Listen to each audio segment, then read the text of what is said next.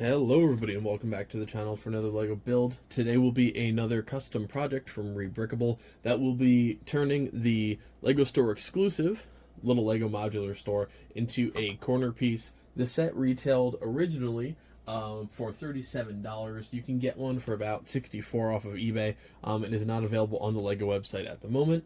Brickset does not have it listed as like an exit date. I'm not sure if that's an error or if this set just is a little hard to get. I'm honestly not too sure about that, but it is really cool. It's a little awkward, and I did build it on the channel just because the back end of it actually opens up. But today we'll be turning this into a LEGO corner build. This is another design by Rebricked. We did the apartment complex for him in the past, so this is not definitely the first time I've built one of his sets. You can see there's actually a surf bar in the background that I'm waiting for a couple missing pieces from my end to actually finish up, so definitely got some cool stuff of his that I've been working on, and I'm really excited for that. And there will be many more, so definitely check him out in the description below. I'll have links to the actual instructions themselves and to his creator profile on Rebrickable. As for why I'm turning this one into a corner build, I'm only using one of this set. He has multiples.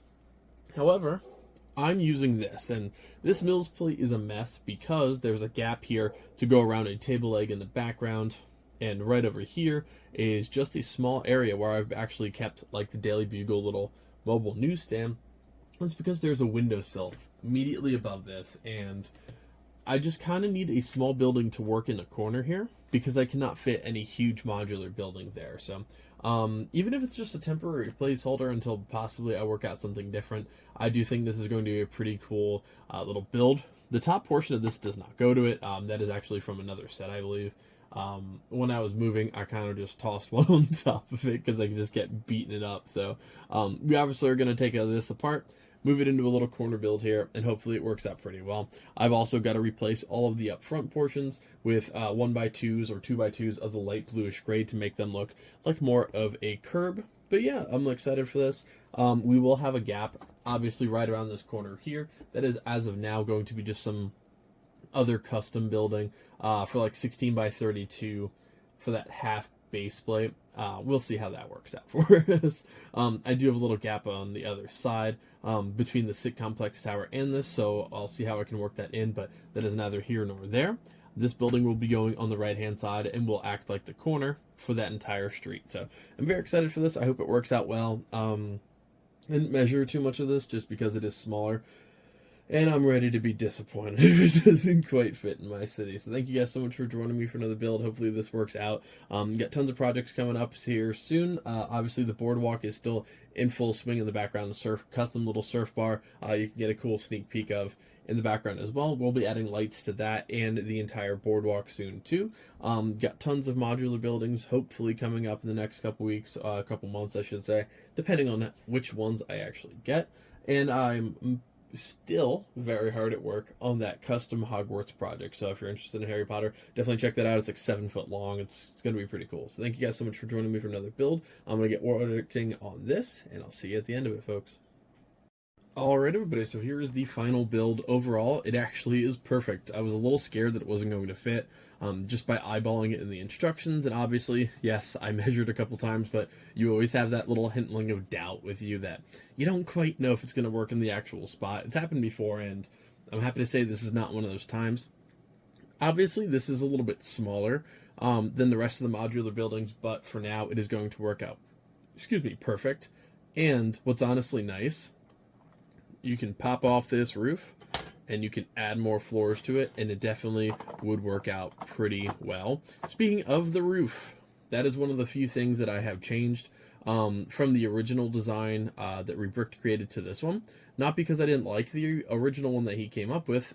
This is actually a little bit of an Easter egg to an older set that was kind of the same, like not the same thing, but it was what am I trying to say? It's basically one of like the old little Lego stores, and I had it for a long time, and it got pretty much demolished many years ago, and I basically wanted to do something like kind of remembering that. And originally one of my ideas for like a custom version of this set of my own was to combine the best of both worlds. So this roof is actually from 40305 in terms of the Lego set, and that is the only piece I included from that set to this one, but it honestly worked out pretty well in the end, and I think it really looks great, and I'm really happy with that. Also, the set number for this is 40574.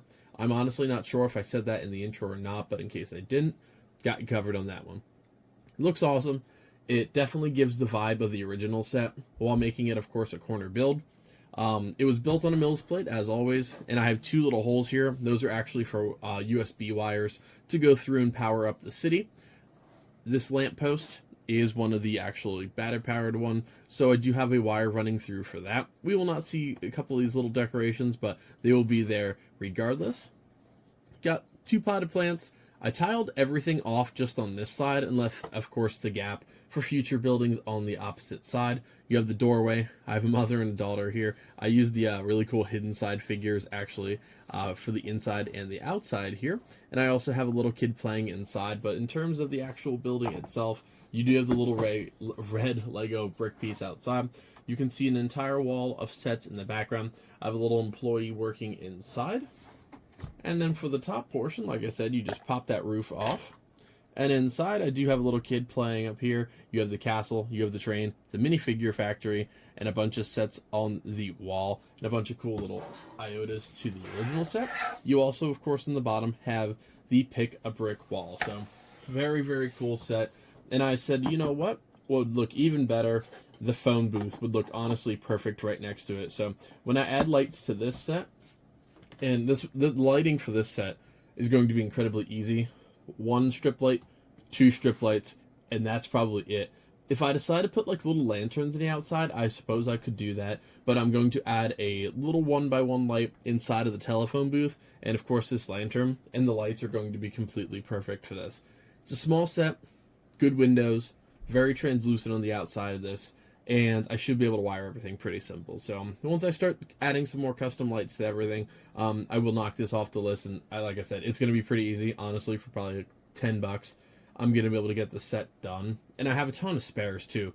A lot of times when I buy these light kits, similar to, what did I do recently?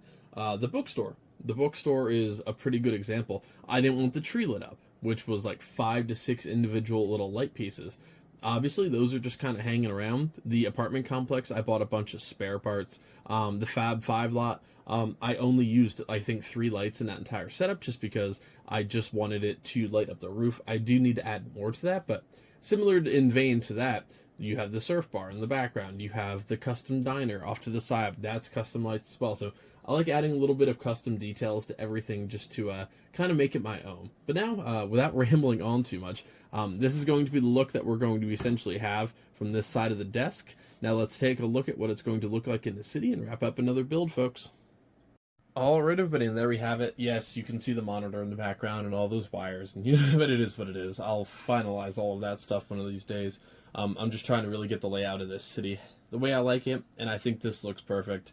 I really love how it turned out in the corner. Honestly, it really does look perfect there. It gives a lot more walking space for everybody. The telephone booth got a really nice place to live there, and I absolutely love it. Ironically enough, at the start of this, I'm like, I have so many minifigures. And then you build this, and you start populating the interior, because now you're adding light kits. And I've realized that I don't have anywhere near the amount of minifigures that I actually need to make this city really thrive. So I am looking forward to, gathering all these sets and actually, adding a bunch of random minifigures. Typically when I do, a Bricklink order or an eBay order or something, I always add a couple minifigures. Because, you can get generic people for $3, $5, $1 here and there. And it's always cool just to add some random ones, because that's really how you populate a city like this. Obviously, there's far larger out there, but we're definitely getting there now. The downtown city is almost full. Obviously, I do want to swap out eventually, but, we essentially... The 12 Grimald Place, I'll say, is a little bit of a placeholder, but aside from that, we have 2.5 base plates of open real estate.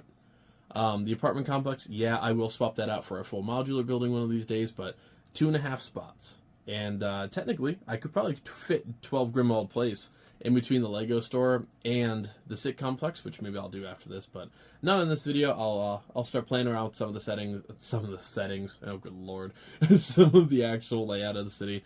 Just like very individual buildings, but for the most part, I'm extremely happy with how this turned out, and it's a small build, but it definitely does mean a lot to have that little corner finished, because it's been stressing me out that there's an open spot in there for a while. So thank you guys so much for joining me for another build. Again, check out Rebricked on in the description below, and let me know in the comment section of anything you'd like to see me build, because I'm definitely open to doing some more custom stuff going forward.